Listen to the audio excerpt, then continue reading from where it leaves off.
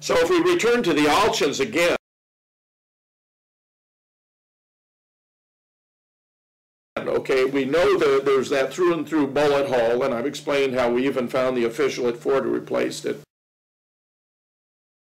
and how the Secret Service made a substitute. We've looked at number 2, who was the man in the doorway. Even Oliver Stone, by the way, despite the thoroughness of his research, believed that this person was Billy Lovelady. Yeah. But then Oliver, when he made his film, also believed that the Zapruder and the other home movies were authentic. So we've had the benefit of research, all of which has been conducted since his film was released, sure. With some of the most highly qualified individuals to ever study the evidence in this case. Now I turn to that third, number 3 of the window in the Dow Tex building. In the background there, okay? Yeah. Here's the official account now. Let me explain what were the problems the government had and then what, contrast. We're looking at Dealey Plaza now. Looking at Dealey Plaza with a 3-shot scenario.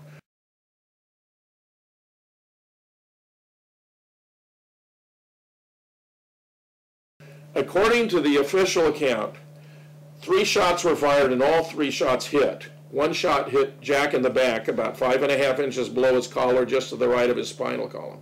The second shot hit Connolly in the back, and then the third shot hit JFK in the back of the head, killing him. The FBI and the Secret Service reached that conclusion the day of the assassination, Fred, and to my knowledge, they have never revised those conclusions. Now, the problem turned out to be that a dissident bystander by the name of James Tague, shown here on the left, was injured by a fragment of concrete from a bullet that hit the curb near where he was standing. What that meant was, since there had to have been a 4th shot, or one of the original 3 had to have missed. That was the option of the Warren Commission. They assumed one of the original 3 had missed, and Arlen Specter introduced the magic bullet theory, which we shall address. Yeah. But this was a serious problem for the Commission. Here is the bullet that they claim then that hit the base of the back of his neck, not 5.5 inches below the shoulder, but the base of the back of the neck, passing through and exiting his throat. That would become the official account, maintaining that it hit no bony structures.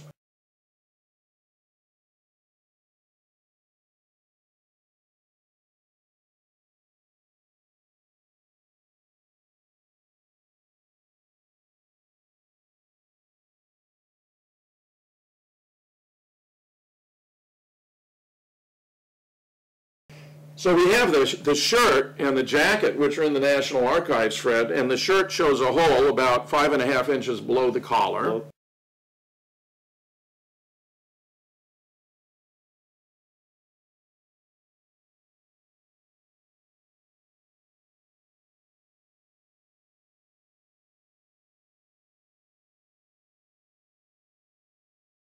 Below the collar. The jacket shows a hole about 5.5 inches below the collar.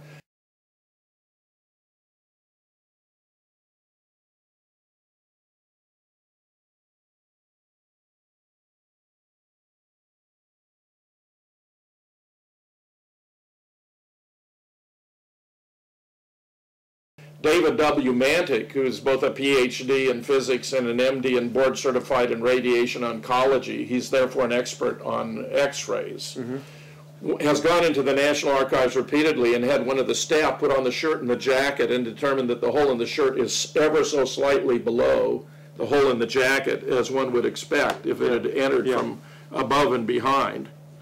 Here is an official autopsy diagram by J. Thornton Boswell, who was assisting Commander James Humes.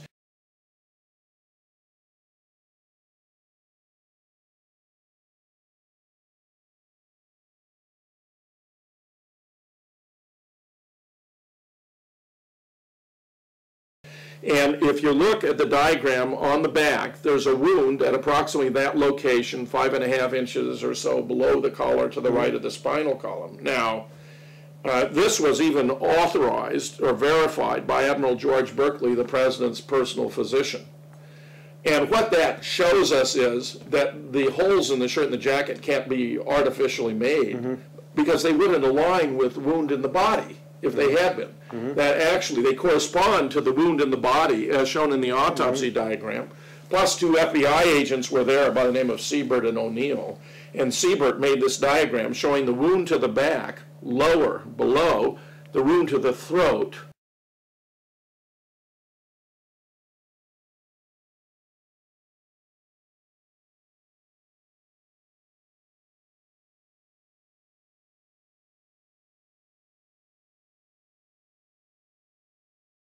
Okay, suggesting it's most unlikely that a wound to the back at a downward angle could have exited the throat. Plus, Admiral Berkeley, the president's personal physician, executed a death certificate which said that the president had been killed by a shot to the head, but that there had been a second wound in the back at the level of the third thoracic vertebrae.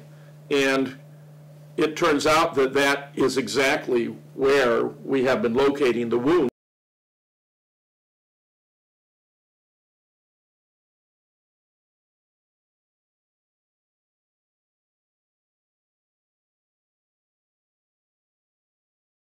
Even the Warren Commission staff assumed that wound was at that location. Here are reconstruction photographs by the staff before the problem emerged. You see the small wound there at the base of the back of the head, indicative of where the government claimed he'd been hit in the head. And then this much larger patch on the back, on his back.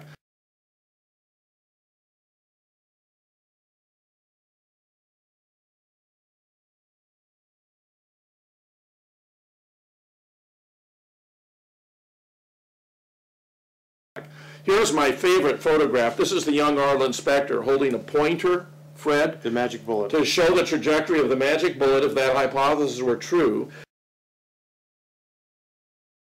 And if you look down behind his hand several inches, you'll see the large patch on the back of the stand-in, which means that a photograph that's intended to illustrate the magic bullet theory actually refutes it. Actually refutes it. It's the wrong spot. Isn't that something?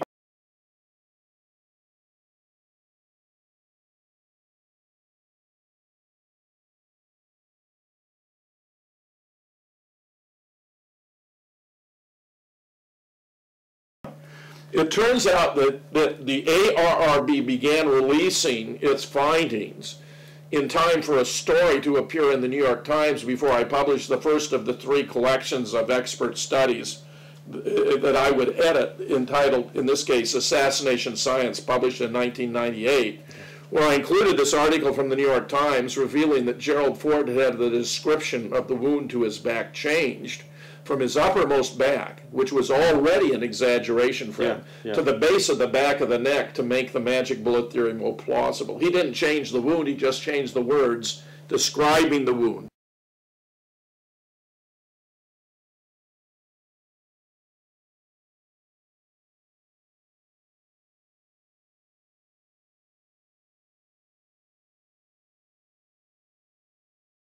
Wow. And here David Mantik took a CAT scan of a patient who had similar chest and neck dimensions and plotted the official trajectory and found it's not even anatomically possible because cervical vertebrae intervene.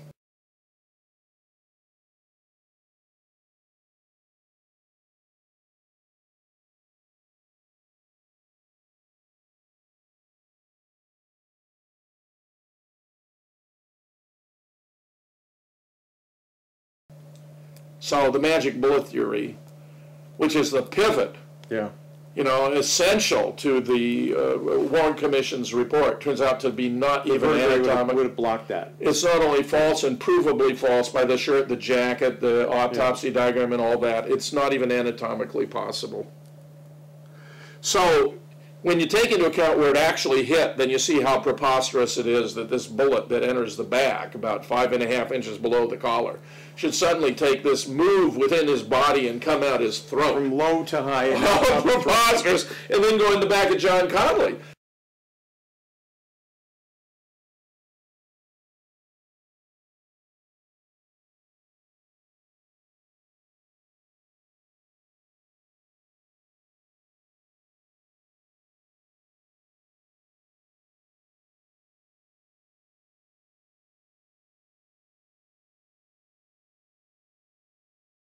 Well, you see the problem they had. I mean, the originally they acknowledged Jack was hit here in the back, Connolly was hit here in the back, and Jack was hit in the back of the head, but there was this wound to the throat. Yeah. And once you realize, therefore, where he was actually hit, you have to understand that that means that the wounds to JFK and to Connolly have to be accounted for on the basis of other shots and other shooters, which means there has to be other directions. Yeah, there has to be a conspiracy just by locating where he was hit in the back. Astounding enough. Now here's Malcolm Perry on the right, who is the physician who performed a simple tracheotomy through the wound to the throat. Yeah.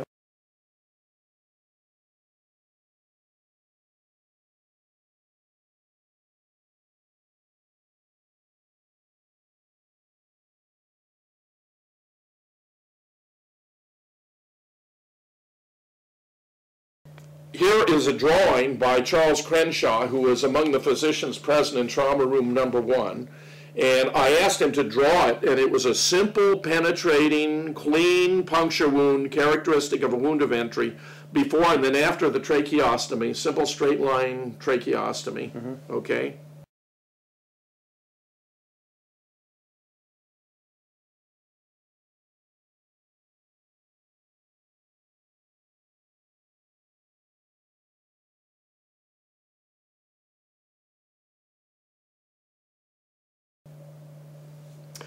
The back wound also was observed by many of the physicians, the back of the head wound, the blowout. And this is Robert McClellan, another physician who was present, approved of this diagram.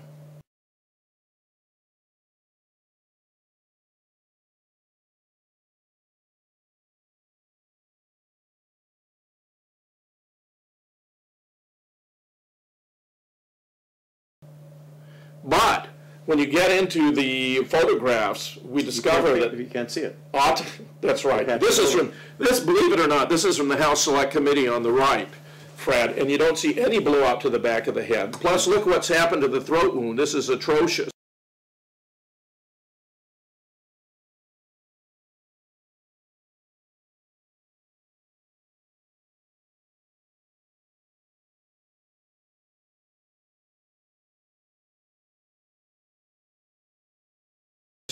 Not only that, but Charles Crenshaw was the last physician to observe the president before he was wrapped in sheets and put into the bronze ceremonial casket, and he had closed his eyes. Now his eyes are open, and now that small puncture wound is turned into this very large, rather grotesque gaping hole.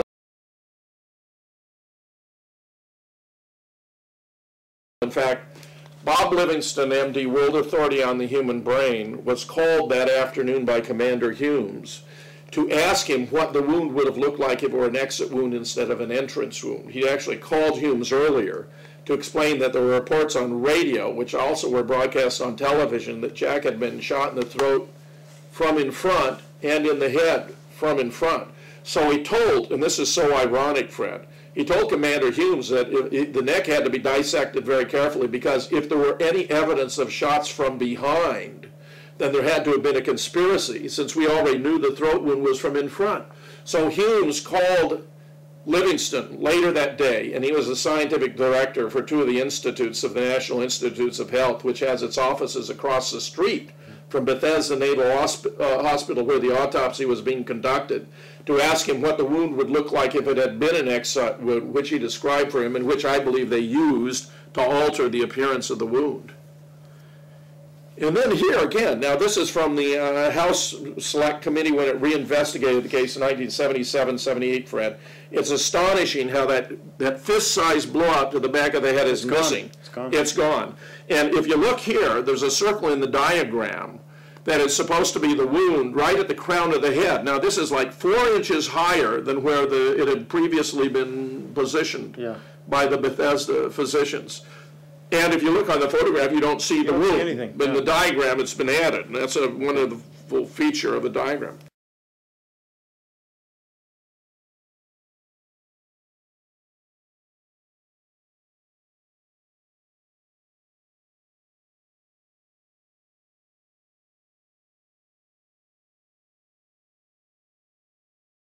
Here are 2 photographs that I'm convinced are fabricated. I mean, compare them with what we just saw.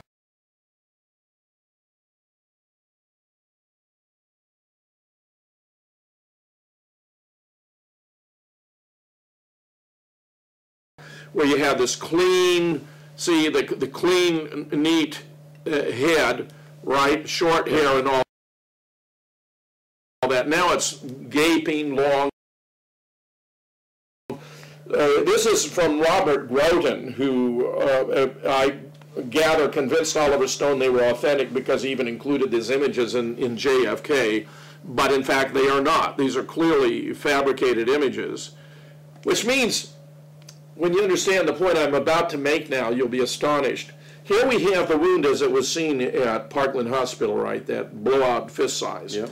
If you read the autopsy report from Bethesda, however, it's enormous. It's been greatly exaggerated. Would you believe? They not only altered the throat, but Commander Humes took a cranial saw to JFK's head and enlarged the wound in front of 2 witnesses. He enlarged the wound using a cranial saw to make it so massive, so that they could pretend that it looked more like what might have been the result of a wound from behind.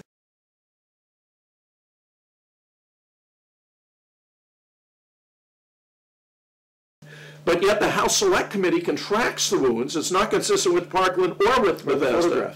I asked Cyril Wecht, who was on the medical panel for the House Select Committee, how they explained the discrepancy between this enormous wound in the Bethesda autopsy report. It's in the autopsy report, Fred. It is described in detail, the dimensions, with this tiny wound. And he told me he'd have to consult his notes.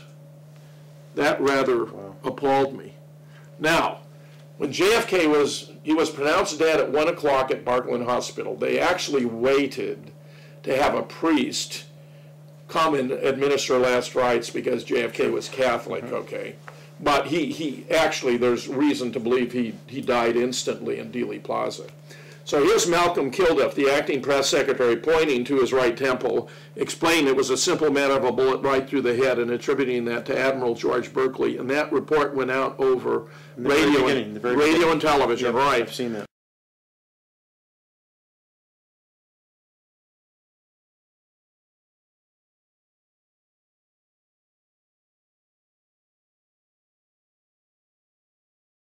Now here are the diagrams by Charles Crenshaw again. In fact, not only was he present when JFK was being treated in trauma room number 1, but 2 days later he was responsible for the treatment of his alleged assassin, Lee Oswald.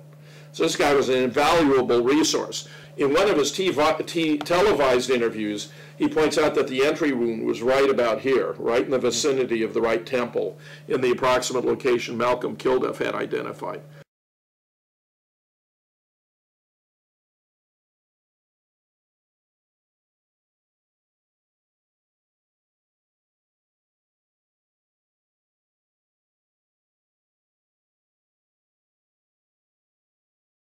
Here are many, many witnesses, some from Dealey Plaza, some from Parkland Hospital. They all said the same thing. This is the blowout at the back of the head. Yeah. This is the blowout at the back of the head caused by the shot that entered the right temple that set up the shock waves. Entry to the front. That's right. Blowout at the back. That's right.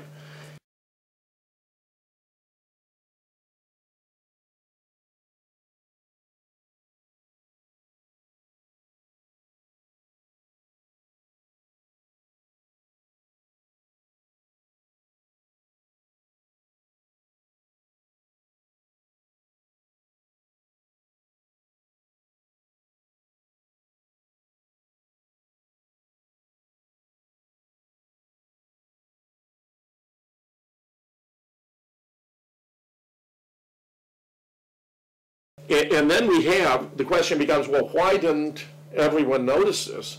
And the fact is they altered the x-rays too. They've not only, as I've shown, faked some of the photographs, they have not only enlarged the wounds, changed the appearance of the wounds, but David Mantik discovered, this was already in late 1992, he went into the National Archives for the first time, and he discovered, he had thought from the beginning that this x-ray, this what's known as the lateral cranial, or from the side x-ray of JFK, was too much contrast between light and dark.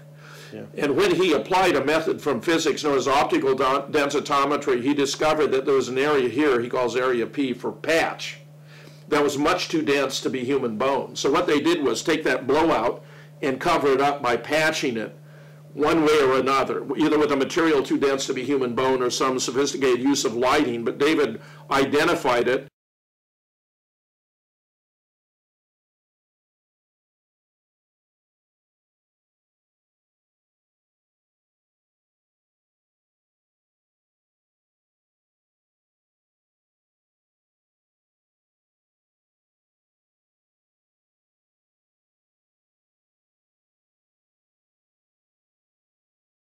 And believe it or not, while they spent all this time blacking out the wound in the back of JFK's head in the frames when they redid the Zapruder film, I suspected that they might have overlooked something, and I found in frame 374 you can actually see it, Fred. You can actually see the blowout. It's that blue-gray. Okay. You know how we hear the word gray matter talking about brains? And this pinkish thing is a skull flap. Actually, if you go back to the diagram from the HSCA, when the bullet hit, it blew up in a skull flap as well as blowing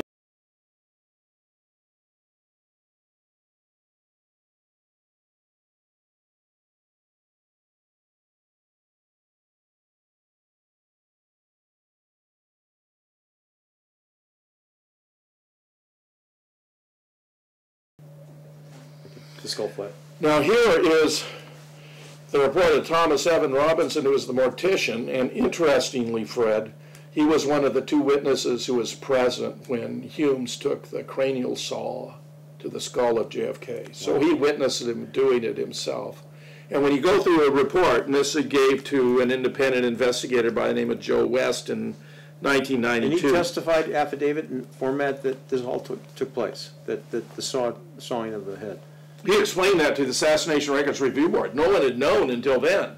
They showed him a diagram. I mean, because he'd been the mortician, he'd spent more time with the body than anyone else. And these are some of his notes? Or these are what he told Joe West, who was an independent investigator in 1992. Sure. But when they showed him this diagram and it had these dotted lines, he said, oh no, the doctors did that, which was a great revelation to the Assassination Records Review Board, because he was revealing that Humes had altered the body, just as, of course, the throat wound was altered.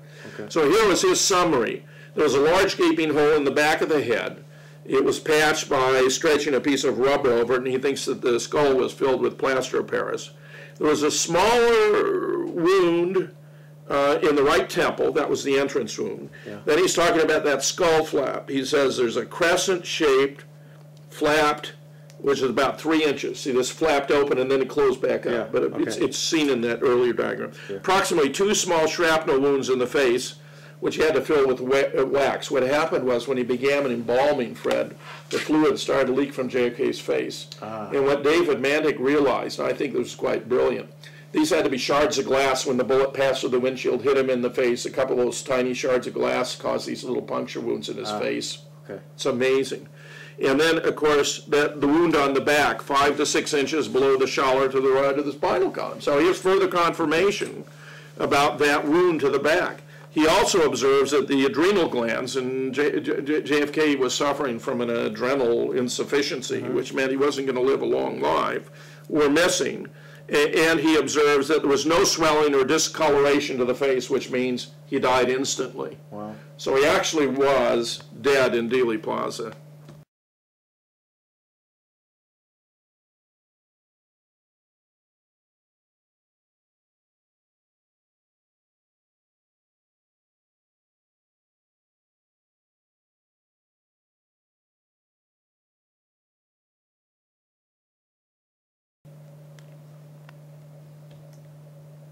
So what we know now is that the JFK himself was hit 4 different times. He was in the back by a shot fired from the county records building. He was shot in the throat by a bullet that was fired from the south end of the triple underpass that passed through the windshield. Then, after the limousine was brought to a halt, Fred, he was hit in the back of the head from the Dowtex, and he fell forward, and then Jackie eased him up, and he was hit by the bullet that entered the right temple, the frangible or exploding bullet, from the opposite side of the above-ground sewer opening.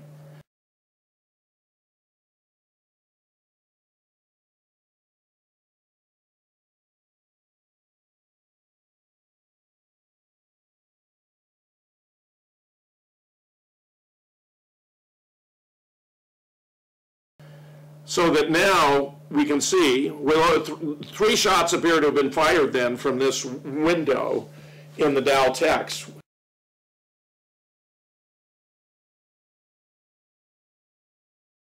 And I believe they were the only unsilenced shots that were fired. And it was, of course, to simulate. In fact, it was, I'm convinced, with a Mannlicher Carcano. And it was so inaccurate that he actually missed twice and injured the distant bystander, but also hit the cement. Yeah, the one that he fired the shot that hit the cement, the concrete curb beam. Yep. And he also fired a shot that, as I'll show you, hit the chrome strip over the windshield. And then he was successful once, hitting Jack in the back of the head. Now here is Jack and Jackie entering the motorcade, and you see these vans in the background, in particular the larger one.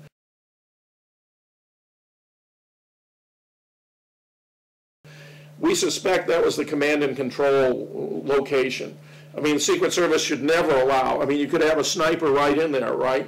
Yeah. But we believe that actually was a command and control, and probably had a dark room in a lab so they could alter photographs like the Alchins, even on the spot. Wow. But they had people who are very sophisticated. You saw all the moves that were made to conceal the presence of Lee Oswald. Now, so this is a map of... This is a full shooting sequence, okay? Okay.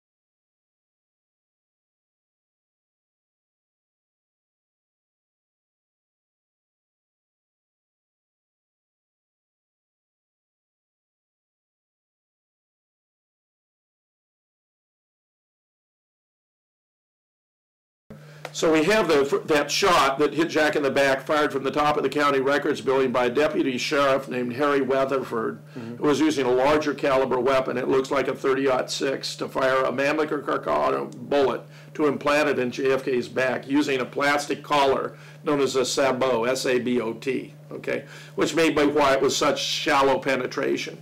Then there were the three shots were fired from the Daltex building by an anti-Castro Cuban by the name of Nestor Tony Escudero, okay?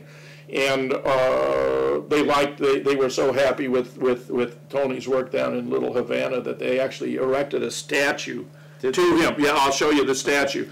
Two or three shots were fired from the west end of the book depository, none from the sniper's lair, but as many as three that appear to have been fired by Frank Sturgis, who worked for the CIA, who was tied in with James Jesus Angleton, who in turn was tied in with Israel. And Jack had disputes with David Ben-Gurion, then its president, over whether or not Israel should be allowed to develop nuclear weapons. Mm-hmm. Yeah. And they were furious with Jack because he didn't want that to happen.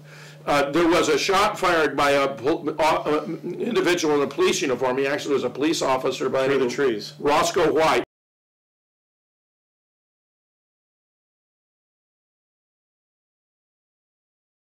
Yeah, but this shot interestingly missed and wound up in the grass, and I think although it was the easiest shot, that's because he would have hit Jackie, so he pulled the shot.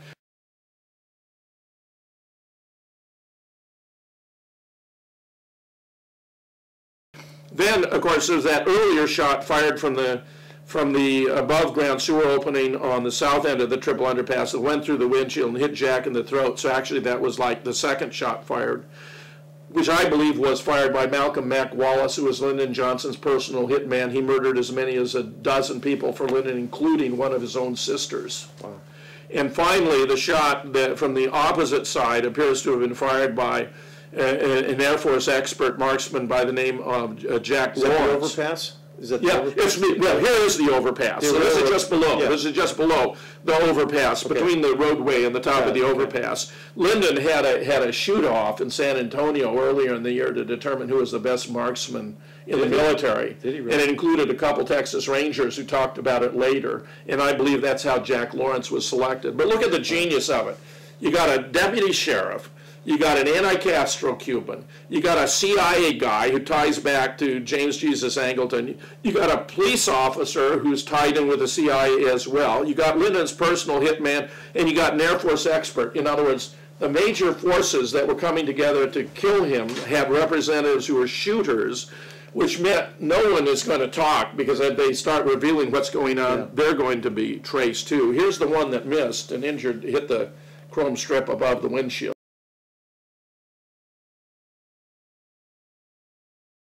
This shows how unreliable. Who took that picture? Who took the photograph? Is that the evidence? It's in the evidence. Yeah, they claim it was done when they were trying to put up the top, that it was accident. But actually it fits the bullet configuration of the Mannlicher Carcano bullet. Coming from behind. Yeah. This is virtually on the horizontal, see, but the Mannlicher Carcano is such an unreliable weapon. Fred, in World War II, this was mass-produced by the Italians, and in World War II it was known as the humanitarian rifle for never actually harming anyone on purpose. Wow. So they used the Mannlicher Carcano as the only unsilenced weapon from the book, from the Dell text. And here is the statue to Nestor Tony Escudero in Freedom Park in Little Havana.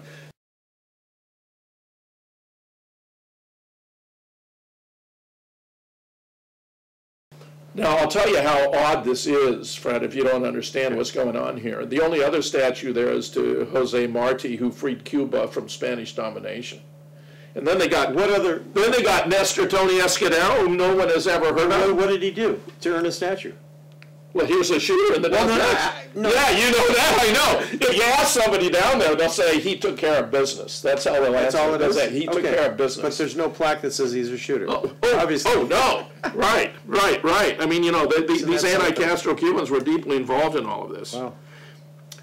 Now, this is most interesting when we get into who done it, because these are the three tramps who were found in a boxcar in the railroad yard behind the parking lot behind the grassy knoll, which was used by the Dallas police. Okay.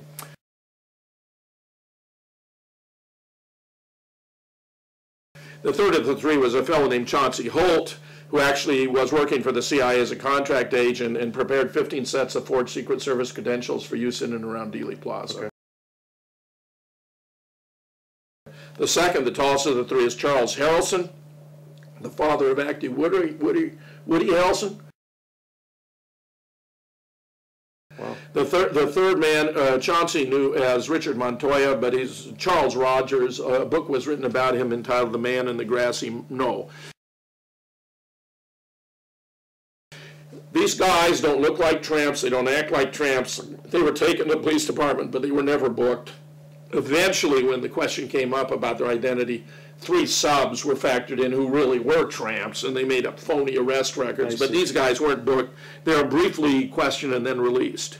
Now, what's interesting about them in this context is that a civilian walked past them as they were being escorted to police headquarters.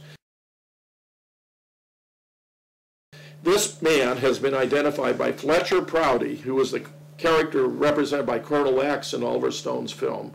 He was a liaison between the CIA and the Pentagon for covert ops, and by Victor Krulak, the former commandant of the Marine Corps, both of whom knew him well, as Edward Lansdale, very famous Air Force general responsible for assassinations all around the world, including the Project Phoenix scenario.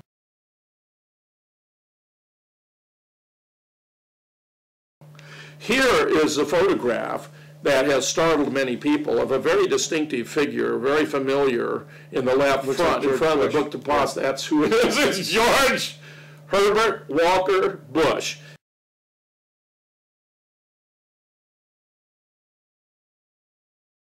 And you can easily tell, you know, when you compare it with other photographs, he's got that distinctive height, build, clothing style, hands in the pockets, tilt of the head, hairline, and all that.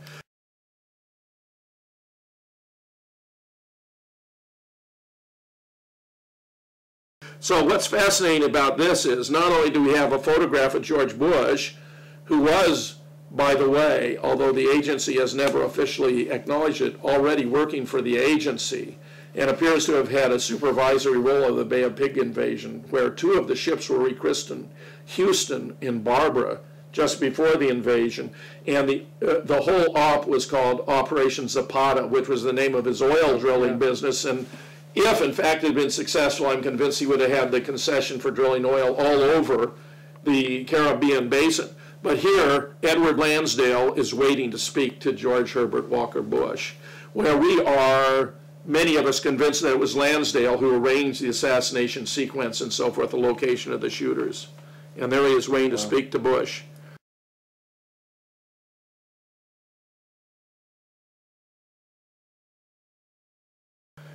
As a limo came down and took the turn from Main Street onto Houston, there was a group of unusual individuals who were all officials of the CIA waiting there to pay their last respects to JFK before his assassination.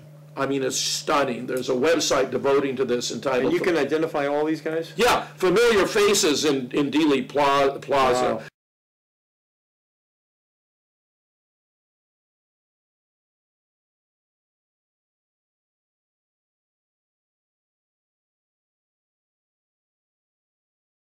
There's a whole website devoted to this, Fred, called Familiar Faces in Dealey Plaza. Sure. And while the one fellow has been identified or thought to be David Sanchez Morales, who also, by the way, was involved in the assassination of Bobby Kennedy at the Ambassador Hotel in 1968, it appears to be another agent of the CIA named Pushney, who looks very much like him. But that these guys should be gathered together in this location at this time, of course, is a striking indication that they knew what was up and that they had come to pay their last respects. Mm-hmm.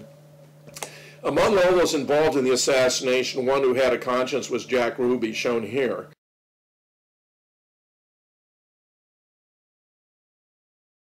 Ruby knew Oswald well in advance.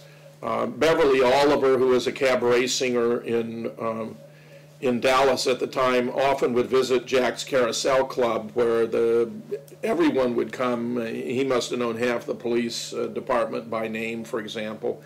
And she came there, and Ruby actually introduced her to Lee Oswald of the CIA. And when she and I and Audrey Reich, who was the ambulance driver who took the bronze ceremonial casket from Parkland out to Air Force One, lifted up the body to help to put it into the casket, he reported feeling that blowout at the back of the head. Beverly explained how she was using this new camera to film and how the scene seemed to her to become frozen. And that, of course, was, although she didn't quite realize it because she was looking through her viewfinder, that's because the limousine had been brought to a halt. In fact, if you think about my description of Clint Hill's activities and getting up on the back of the trunk and pushing Jackie down, if the limousine had already been accelerating at that point in time, as the government claimed, his body would have been thrown off just by inertial effects of physics. The car would have raced out from under him, but his body would have, which means that this was taking place while the limousine was still slowing down. Stopped. Well, it actually had. We got over 59 witnesses, Fred, who reported he had seen it slow dramatically or come to a complete halt. In fact, when I was going through that showing about the frames of 3, 13, 14, 15, 16, how they reversed, if you actually study those frames carefully, if you can take your eyes off of JFK, the occupants in the middle seat and the front seat are thrown forward. At the time, allegedly, the limousine is accelerating and they should be pulled back. And the reason is that when the limousine was brought to a halt, it was very abrupt and they were thrown forward. Yeah. And those who were editing the film must have worried that too many people would remember them being thrown forward. So they put it in at a time when the limousine is allegedly accelerating. It's another of the glitches that reveal what was taking place here. So Jack Ruby was given no choice about shooting Lee Oswald, okay? And in fact, he had a conscience. He would later report, after asking Earl Warren to take him back to Washington, which Warren refused to do, though it would have been the right thing to do, that this would never have happened had JFK had a different vice president. He explained that, in fact, persons in high position were responsible. He was asked about, you mean those there now, Jack? And he said, yes, those there now. He actually said, if Adlai Stevenson, for example, had been the vice president, this would never have happened. Yeah. And in fact, it turns out that if you go all the way back to the convention in 1960, Jack had extended the vice presidential nomination to Stuart Symington when Bobby went down to visit Lyndon, the powerful majority leader, to make a pro forma offer to Lyndon of the... He wasn't expecting Lyndon which to he was say yes. expecting him to decline. Yeah. I mean, why would you give up, the powerful position of the majority leader for the vice presidential? Yeah. To his surprise, Lyndon accepted There's nothing he could do. and insisted that if he were not on the ticket, he would expose, number one, that Jack had had a romance with a beautiful woman who turned out to be an East German spy. Number two, that Jack had adrenal insufficiency and wasn't expected to lead a long life. And third, as majority leader, if he weren't on the ticket, he'd bottle up any legislation from the White House that would be dead on arrival. He forced himself on the ticket, Fred, and when later he was asked about why he did it, he said, well, he'd studied American history. And he found 1 out of 4 presidents had died in office and that he was a gambling man. But if there's anything we know about Lyndon Johnson, Fred, he never gambled on anything. He only went with sure things. So he was putting himself in the position to accede to the presidency. And when Jack antagonized all these powerful groups, including the CIA, when he was threatening to shatter it into 1,000 pieces, the Joint Chiefs, because he'd refused to invade Cuba against their unanimous recommendation, he'd gone ahead and signed an above-ground test ban treaty with the Soviet Union against their unanimous opposition. He was pulling our force out of Vietnam, where they felt against the mafia. Felt the stand had to be taken against expansion of international godless crime. Bobby was cracking down on organized crime for the first time in American history. The mob was furious with him. And the bankers were very upset because Jack had already instructed the Department of Treasury to publish United States notes instead of Federal Reserve notes, because he thought it was absurd that the government of the United States should be paying a private consortium of banks for printing the money of the United States, okay? And there was a general sentiment in the South against, integration, which Jack had pursued rather vigorously. Sure. So there was a lot of hatred toward him in the South. Now this is a picture of them on the plane, right? This is aboard the plane with Jackie in her pink suit, and Lyndon's just been sworn in, and he turns to the congressman who gives him a wink.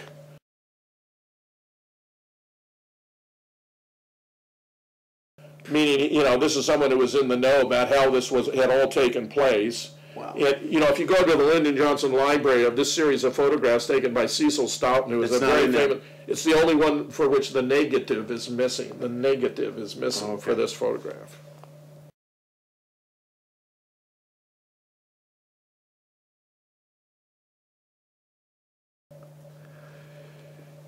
And interestingly, you see the newspapers would run. Look at the 2 photographs here. One is the Alchins. And of course, it's got the background altered. It's got the bullet hole, and many of the versions. It's like a bullet hole. Yeah. Well, it's, it's in the Algins. Remember where I explained where it is. But in many of them, it was whited out, so you couldn't see that dark hole in the center. Yeah. But here's another fake photograph. I mean, that one was altered, but this was fake with Clint Hill still on the back seat when he'd already climbed up, pushed Jackie down his line across, as Roy Kellerman confirmed. So isn't it fascinating how much of our history really is manufactured by the agency?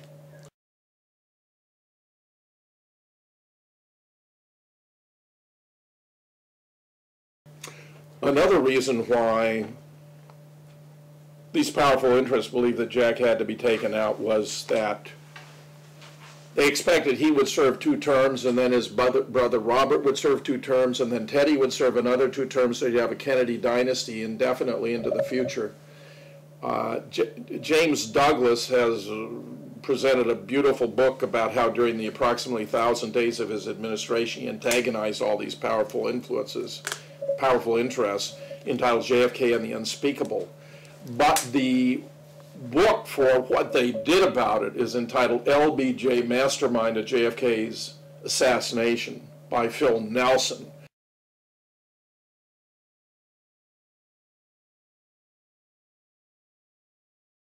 Okay. Where you will learn the entire history of Lyndon Johnson, his ruthless, unlimited ambition, how he wanted to be president of all of the people, and where everything that Phil Nelson reports in that book about Lyndon Johnson has been confirmed by those who knew him best, up close and personal.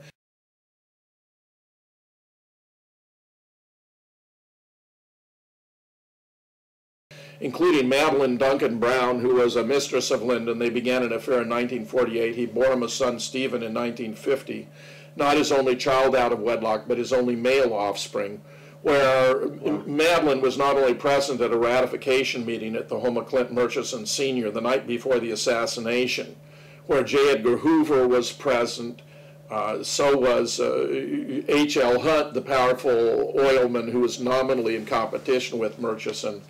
So was Richard Nixon. She remembered he'd been driven out by a local Republican leader who worked in the same bank building where she was the night before. Wow. The young advertising executive George Brown of Brown and Root, which would get a $1 billion contract to dredge a port at Cam Ranh Bay, even though Vietnam has many magnificent natural ports. I'm quite sure it wasn't necessary. Yeah. And John J. McCloy, who'd been our High Commissioner in Germany, former Chief Executive Officer at Chase Manhattan Bank, who together with Allen Dulles, whom JFK had removed as director of the CIA, would become the second civilian member of the Warren Commission. Wow. They were present at the home when Lyndon showed up late in the evening. They disappeared into a boardroom for 10 or 15 minutes. When it broke up, Lyndon came striding toward her. She thought he was going to whisper sweet nothing in her ear. Instead, he told her in a hateful tone of voice that after tomorrow he wasn't going to have to put up with embarrassment from those Kennedy boys any longer.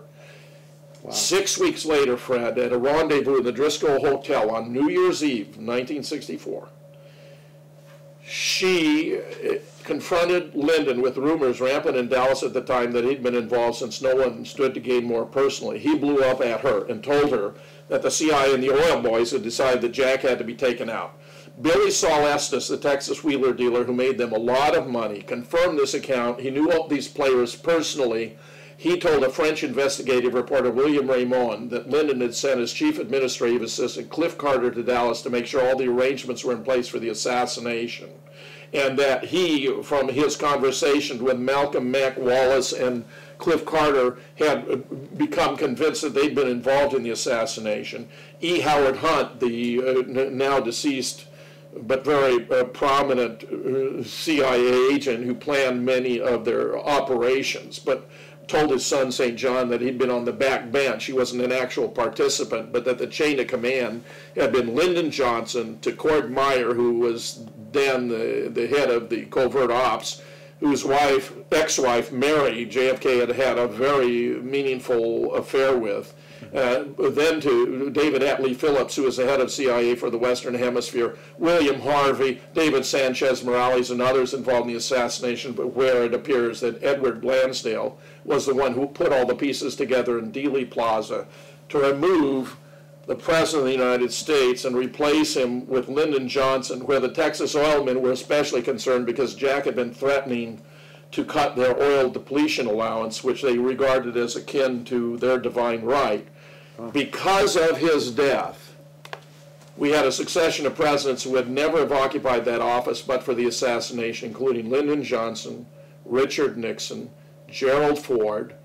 Jimmy Carter was an anomaly. We had Ronald Reagan, but then George Herbert Walker Bush. And if Reagan had been assassinated, died from the assassination attempt, he would have become president immediately. And then, of course, eventually W., who never would have been taken seriously, but for his father's having been such a prominent political figure.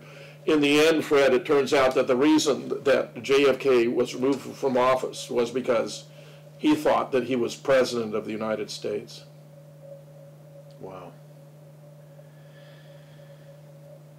That about sums it up. A full hour, in summary, of breaking documentation as well as historical research you've done. Jim, thank you so much. Again, as we mentioned at the beginning of this video, the 49th observance of the assassination is coming up this week on the 22nd. Don't want to say it, but happy Thanksgiving, but let's make it happy in the pursuit of truth.